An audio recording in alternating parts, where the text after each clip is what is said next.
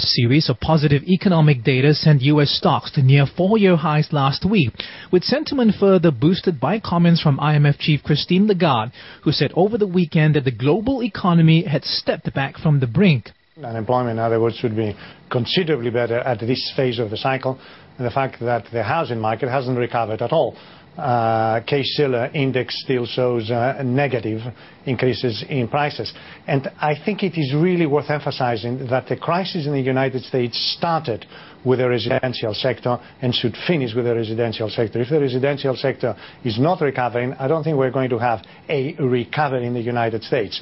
Ferris says the U.S. economy is growing at between 2 to 2.5%, when its natural growth rate should be at least a percentage point higher.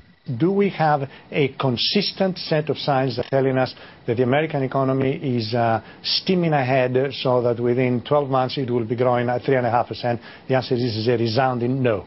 Turning to China, Ferris says a slowdown in the world's second largest economy will impact commodity export-based countries like Australia and Brazil, but as China's role in a global recovery is overstated. The notion that China somehow is the locomotive that drives the global economy is patently nonsense. It is nonsensical because in terms of its export importance to the G3 economy is relatively small, and its export importance to Asia, excluding Hong Kong and Taiwan, that are two very separate, very different economies.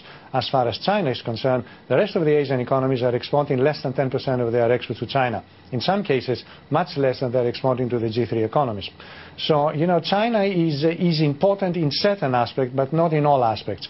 And mixing up China with the recovery of the global economy, I don't think it's a matter of opinion, it's a matter of fact. Earlier this month, China lowered its annual growth forecast for 2012 to 7.5%.